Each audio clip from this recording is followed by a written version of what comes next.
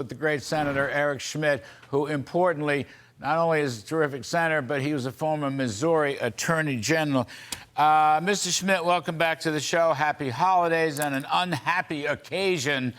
I mean, what do you make of this? Is this thing going to stand? Does it have any merit? This was a civil rights a Civil War amendment for the Confederacy. Help us out, Senator Schmitt. Well, it is a lot. I mean, I could not believe it seeing this yesterday and reading through this. This is, I think, one of the most dangerous rulings from any court in the history of our country.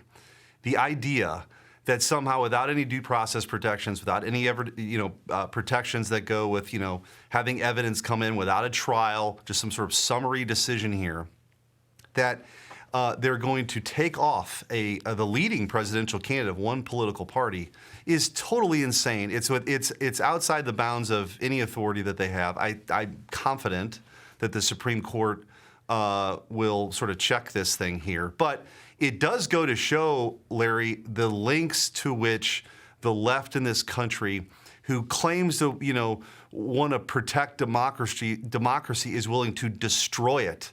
They have completely lost their minds when it comes to Donald Trump. So that, sort of that's the legal side of it. On the political side of it, you now have the modern Democrat Party, okay, which has been captured by the left, has censored Americans. In the Missouri versus Biden lawsuit, we've shown that. It's been proven. It's not a theory. It's been proven. The vast censorship enterprise. They're literally trying to put their chief political rival in jail for the rest of his life. And they are, now trying to kick him off the ballot. And I think to take a step back, Larry, and understand how insidious this really is. This whole January 6th committee, this sham committee, they had a Hollywood producer working with the Democrats to do this. This court relies on some of those factual determinations that joke of a committee came up with. Jack Smith is spawn of that committee as well. So they know that this has been a plan because they knew Trump was going to run. Trump derangement syndrome is real. Their rage and their hatred for the man has blinded them to the fact that they are willing to destroy this republic over it. And I think this election in 2024, I endorsed President Trump a year ago, one of the first senators to do it. I think this is no longer a race between two candidates.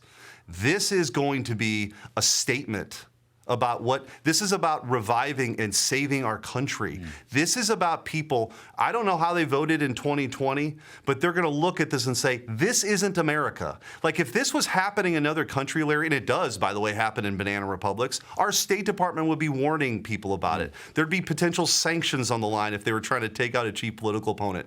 And so it's like an alternate universe we're living in, but it's real. And I think it's incumbent upon all of us to speak up about this and do everything we can to make sure they're not successful. This is incredibly dangerous for our country. Well, the way you say that, Senator Schmitt, is very interesting.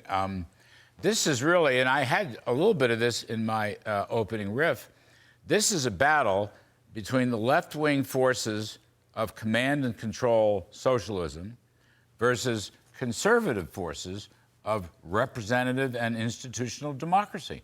That's what you got here. And the lawbreakers are the Democrats. I mean, they're trying to throw Trump in jail for 700 years. Can I come back to this point? I didn't realize this because I'm not a lawyer. And anyway, you're smarter than I am. They never had a trial in Colorado. They just made a ruling. They just showed up one morning. They brought in their Dunkin' Donuts coffee and so forth and decided to keep Trump off the ballot. There was no trial, no hearing. Is that right? Basically, they're importing, without any evidentiary safeguards, right? They're importing a lot of sort of what happened in the January 6th committee. They're relying on some of those facts, which again is why that was so. They knew exactly what they were doing. The left is completely mobilized here. They've captured different institutions. As a lawyer, I never thought we'd be in a place where you would have the highest court in one of our states, kick off someone for something they've never even been charged with, let alone convicted of. Well, I mean, this is serious business. This is about preventing, by the way, millions of Americans from choosing the president of the United States. The courts have been very weary to really get involved in politics because, you know, it's you're supposed to allow the people to have their say. The court's supposed to interpret the law here, not interject themselves into presidential politics. That's what they've done, and it's really up to the Supreme Court now to right this terrible wrong. Well, do we have sound from the Chief Justice of the Colorado Supreme Court? I know we have the full screen. Let me just read you now. This is interesting. They're all Democrats, 7 Democrats, but 3 of the Democrats dissented, and the chief he dissented. And I'll read you this quote: "In the absence of an insurrection-related conviction, I would hold that a request to disqualify a candidate under Section 3 of the 14th Amendment is not a proper cause of action under Colorado's election code." End quote. I mean, that's pretty good. And they even had a split decision, all 7 number Democrats. So that shows you. Right. And I think, by the way. Yeah. No, please, go ahead. Yeah, Larry, I think it's also worth noting that it's a split decision in this court, 4-3. But even the majority, they stayed it. They stayed it themselves. Yeah. Pending what the Supreme Court's going to do. I think even they understand how you know. I'm running out of adjectives, honestly, how bizarre this is. I don't think anybody really thought that this would actually happen, but they found a court. I mean, they found a court that was willing to go along with this. But again, the Democrats they filed this in a number of states. Again, they've got a prosecutor, Jack Schmitt, who has a terrible reputation in this regard of being overzealous, who's, again, trying to put the president of the United States. He didn't charge Trump. He never charged Trump. Right, exactly. He never charged him. Yeah. I mean, he had every opportunity to charge him.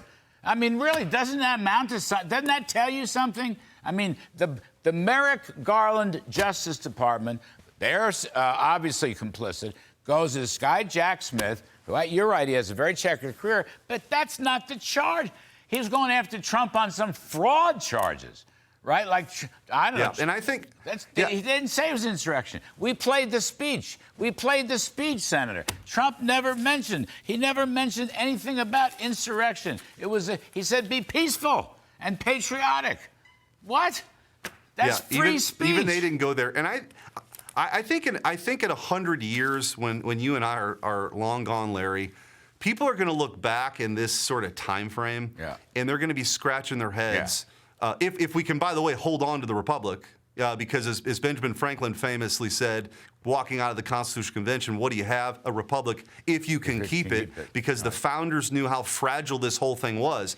And this kind of lawfare, this sort of censorship regime we've seen from the Biden administration, this administrative state that, doesn't care at all about the limits the Constitution sets forth on the executive branch, all this stuff's in play.